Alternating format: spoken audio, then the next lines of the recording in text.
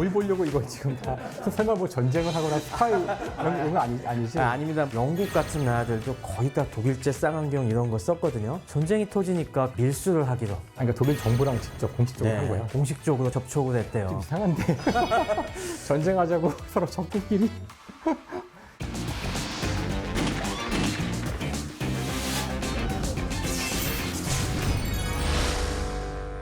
네, 물리학 전공자들이 주목한 독일의 군사과학기술. 그 두 번째 탐구 주제는 바로 여기 있습니다. 쌍안경, 망원경 이런 것들인데요. 이거 다 지금 혹시 집에서 갖고 온 거예요, 이거? 아, 네, 제가 집에서 갖고 왔습니다. 이거 왜 갖고 있는 거야, 이런 걸? 뭘 보려고 이거 지금 다 설마 뭐 전쟁을 하거나 스파이 이런 거 아니지? 아닙니다. 취미 중에 하나가 밤에 별 보는 게 있어가지고. 네, 천체 관측하느냐고. 네. 사실 독일의 광학기술은 뭐 예전부터 유명했잖아요. 독일제 카메라, 뭐 독일제 뭐 현미경 이런 거 하면은 와 모두가 선망의 대상이었는데 광학 제품이라는 것이 첨단 공학이 접목이 돼야만 이게 가능한 그런 제품들이지 않습니까? 물리학의 일부인 광학적인 지식도 필요하고 제대로 가공을 해야 되기 때문에 이 정밀 기계공학 그리고 유리 만드는 것도 사실 굉장한 기술이거든요. 그래서 재료공학 이런 것들이 딱딱 맞아떨어지는 국가가 독일이었죠. 여기 나와 있는 이런 쌍안경들만 하더라도 물리학적인 지식으로 설계된 볼록 렌즈와 오목 렌즈 프리즘들이 종합되어져서 만들어진 것입니다. 김상욱 교수님, 왜 이렇게 이런 광학 제품에는 렌즈가 많이 들어가야 되죠? 렌즈가 되게 흔한 거다 보니 사람들이 도대체 이 렌즈에 무슨 기술이 있길래 독일이 세계 최고의 광학 장비를 만들고 이런 말이 나올까 생각하실 수가 있는데요. 무엇을 본다는 것, 그러니까 사물을 본다는 것부터 시작을 해야 되는데 항상 그렇지만 그러니까 제가 지금 체스를 보고 있는데 체스를 본다는 거는 빛이 체스의 몸에 맞아서 사방으로 지금 반사를 하고 있어요. 사방으로. 그 중에 한 빛이 정확히 제 눈에 들어와 가지고 이렇게 상을 맺는 거거든요. 근데 문제는 이 중간에 이제 우리가 렌즈를 놓는다는 건 여러 가지 이유로 멀리 있는 걸 본다거나 이럴 때 필요하죠. 아니면 확대해서 본다거나. 렌즈를 놨을 때 이 렌즈가 유리이기 때문에 유리의 면에서 빛이 꺾이거든요. 그게 다 다른 각도로 유리에 맞아서 다 다른 각도로 꺾였어요. 그러면 다 제각각 날아갈 수도 있는데 이게 하필이면 잘 모여서 제 눈에 그냥 렌즈가 없을 때 보는 것과 같이 한 점으로 그대로 들어가야 돼요.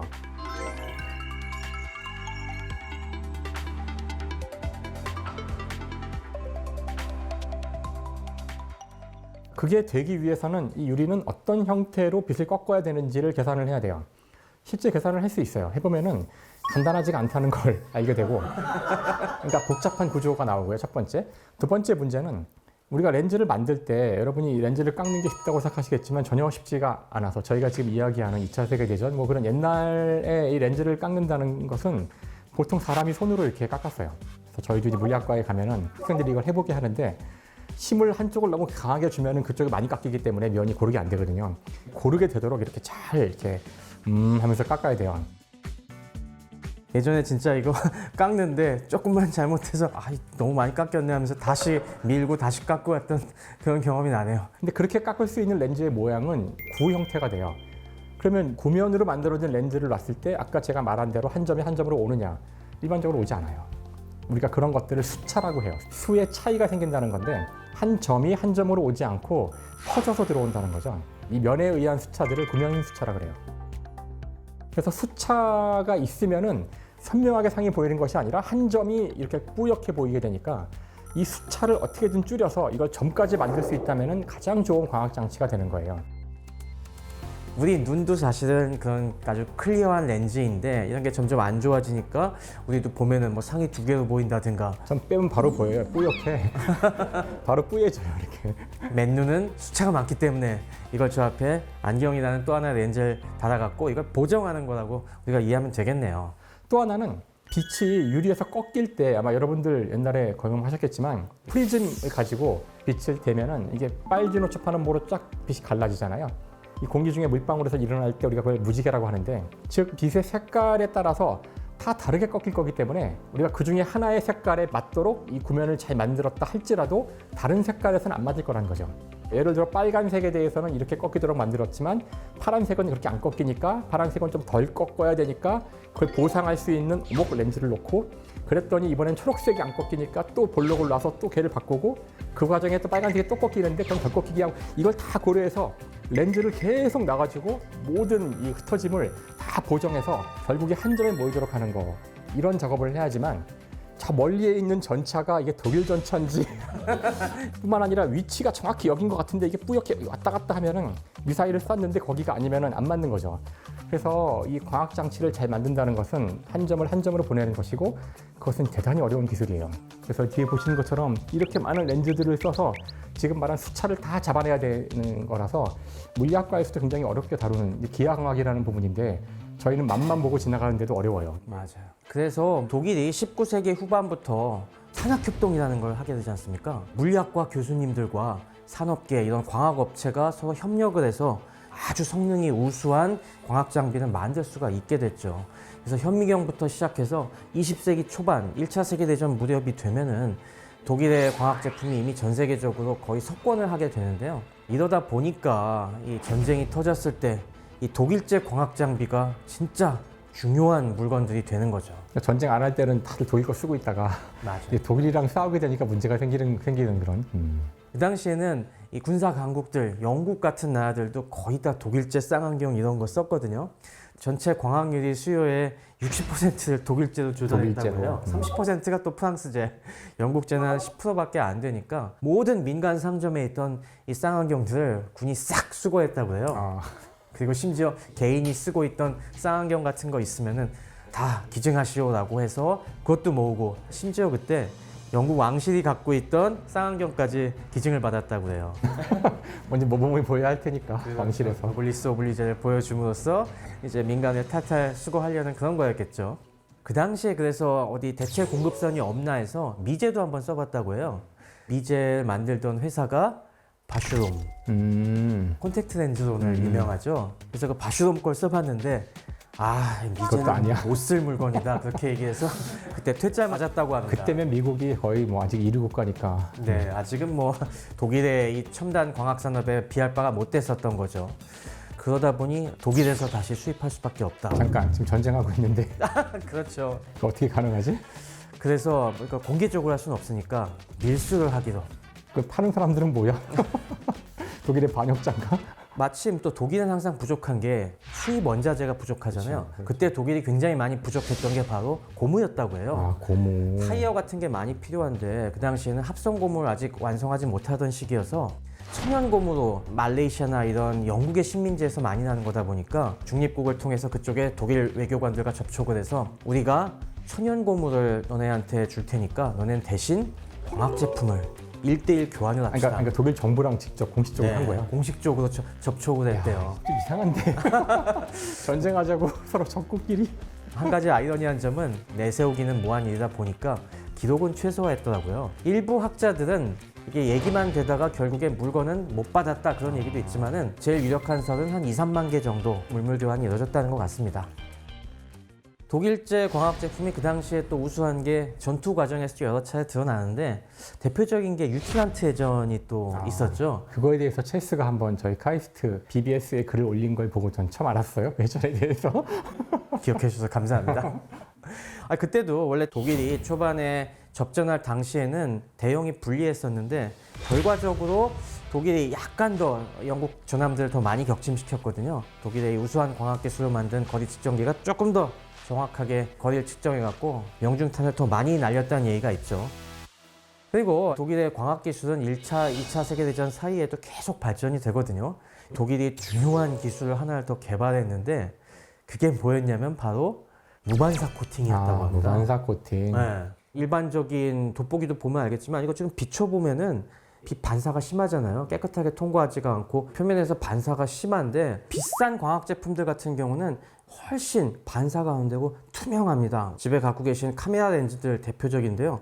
근데 이런 무반사 코팅이 무슨 원리인지 이것도 저희는 설명할 수 있지 않겠습니까? 이 빛이라는 게 파동이라는 어떤 현상이에요. 여전히 어려운 단어죠. 파동이라는 게 사인 함수처럼 움직이는 걸 말해요. 그런 식의 형태로 빛이 이동을 하게 돼요.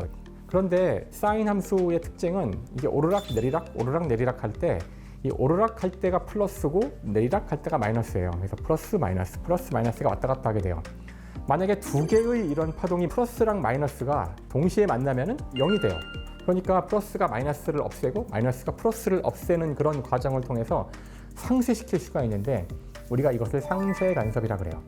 그래서 유리에서는 어떻게 이룰 수 있냐면은 유리에 들어온 빛은 4% 반사를 하는 그런 특성이 있는데 두 면을 통해서 반사할 때 서로 상쇄가 되는 조건이 되도록 막을 살짝 덮어주면은 그 막이 있는 것 때문에 반사가 사라지는 거죠. 반사하는 빛은 상쇄가 되는 거예요. 그런 코팅한 유리를 보면 이렇게 보시면은 코팅한 걸 알 수는 있어요. 우리가 색깔이 약간 있거든요. 그래서 그런 코팅을 하게 되면은 반사를 거의 없앨 수 있다. 근데 이런 게 지금 빛에서만 상쇄 간섭이 있는 게 아니라요. 일반적인 파동에서도 다 관찰이 됩니다.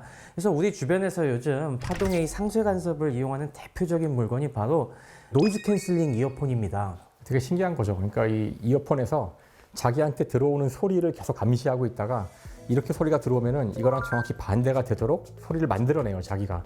그걸 뿌리는 거죠, 양쪽으로. 그러면은 들어온 소리와 이어폰이 만들어낸 소리가 서로 상쇄가 돼서 사라지는 거예요. 그게 가능하려면은 여기서 아주 빠른 속도로 들어온 신호를 감지하고 그거에 반대되는 거를 만들어서 뿌리는 거를 아주 빠르게 해야 되는데 그렇게 빠른 걸 할 수 있는 지금 전자 기술이 우리한테 있기 때문에 그걸 할 수 있는 거죠. 그래서 아주 빠른 건 안 돼요. 아주 빠른 게 진동하는 것들은 안 되고요.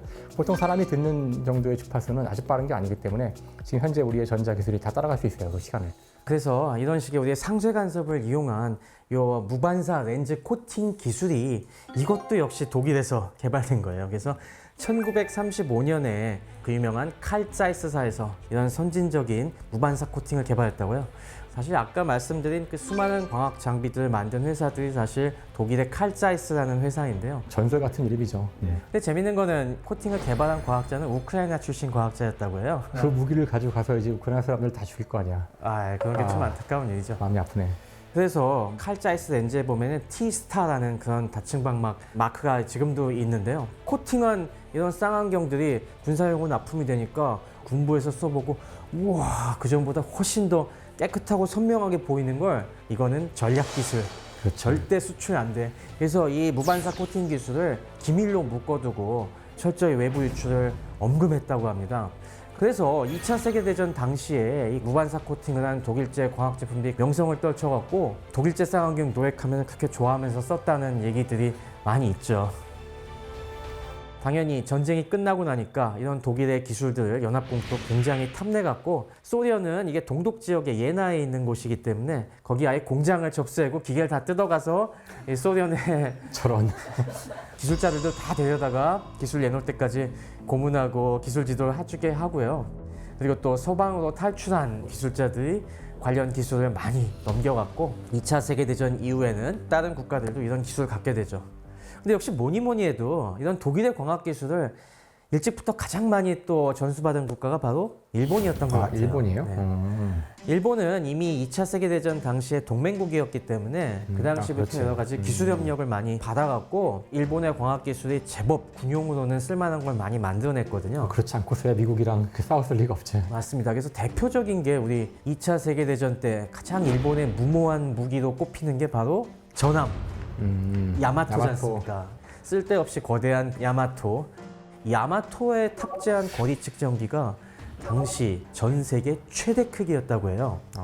거리 측정기의 성능은 두 개의 눈 요 사이에 거리가 좌우를 하는데 이게 어마어마하게 큰 걸 만드는데 그걸 만든 회사가 유명한 일본 광학 전후의 상표명이 바로 니콘이 되는 그 회사죠. 그만큼 2차 대전 때 군용 기술로서 개발하던 것이 전후에 민간용으로 이전이 돼갖고 독일제 카메라와 일본제 카메라가 이름을 날렸듯이 전쟁이 의도한 바는 아니지만은 군사 기술이 민간 기술을 또 발전시키는 그런 중요한 계기가 되었다는 걸 다시 한번 확인할 수 있는 것 같습니다. 지금 민간에서도 여러분 아마 그 안경점에 가면은 AR 코팅이라고 파는 게 있거든요. AR이 엔티 리플렉션, 그러니까 반사를 없애는 그런 코팅이라는 뜻이에요. 그래서 그 AR 코팅을 하면은 보통 한 몇만 원 더 비싸지는데 저는 안 해요. 그래서 그냥 그게 이제 코팅을 하고 안 하고가 이제 8%의 빛을 더 볼 건지의 문제거든요. 그래서 전쟁 무기로야 당연히 해야겠지만 일상을 살아가는데 8% 가지고 뭐 큰 차이가 있을까? 그래서 저는 안 하는 편인데 이러면 더 싫어하시려나 안 좋아하시는 분들이. 하지만 또 독일과 일본의 명암이 또 엇갈린 부분이 있죠. 지금은 카메라 하면은 일본 카메라지 독일 카메라는 잘 안 쓰잖아요. 일본이 가성비를 또 획득하고 성능도 굉장히 좋아지면서 독일제를 갖다가 압도해버렸죠. 그래서 요즘은 거의 다 일본 카메라가 굉장히 석권을 했는데 그래도 아직 독일의 광학 기술을 확인할 수 있는 부분이 있습니다. 대표적인 게 바로 뭐냐면은 최첨단 반도체를 만드는 기술이 들어가요. 우리 반도체라는 거는 사실 이 굉장히 복잡한 회로를 갖다가 아주 작은 실리콘 칩에다가 정확하게 찍어내는 거지 않습니까?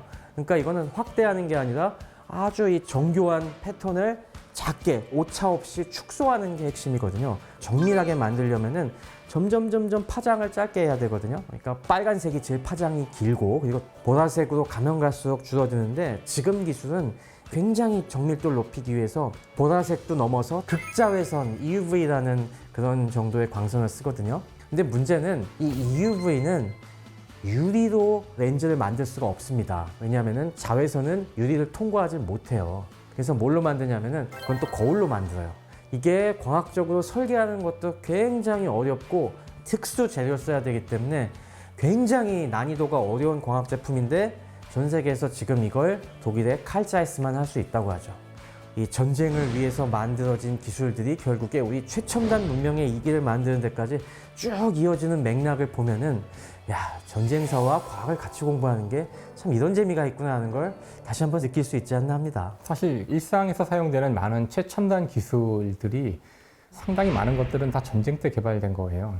뭐 너무 당연한 일인데 전쟁의 시기가 되면은 목숨이 걸린 일이다 보니 사람들이 평소에는 투자하지 않을 그런 엄청난 인력과 돈을 갑자기 쏟아붓는 일이 생기기 때문에 특히 과학기술 같은 경우 그 기술 때문에 전쟁의 승패가 갈리는 경우가 많아서 적보다 우리가 더 적을 빨리 뭐 단 1초라도 2초라도 먼저 보고 정확히 본다는 것이 바로 서로 목숨을 가르는 일들이잖아요. 그래서 거기에 막대한 돈이 투입되니까 전쟁을 거치면서 기술과 이런 과학이 급격히 발전을 하게 되고 전쟁이 끝나면은 그 전에 없던 기술들이니까 그걸 다 이용해서 이제 여기저기 응용하면은 다 돈이 되는 거죠.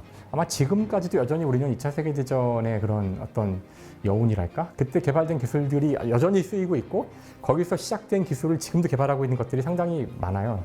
이건 참 전쟁의 또 한 측면이죠. 아이러니 같은 측면이기도 해요. 우라늄 235와 238 중성자 3개밖에 차이가 안 나는데 왜 근데 얘는 핵분열을 일으킬 수 있고 얘는 안 일어나는 거지? 이게 궁금했어요. 야, 그렇게 어려운 주제를 말도 안 되는 방송이야 사실. 중성자가 들어갔을 때 이게 쪼개질 것인가 안 쪼개질 것인가 여기까지는 따라오셨나요? 그거랑 비교했을 때 동전 입자가 바글바글한 거잖아요. 올렸다가 떨어뜨려야지만 된다는 얘기죠. 설명 끝. 이야, 이걸 설명하다니 여기서 내가 미쳤지. 야.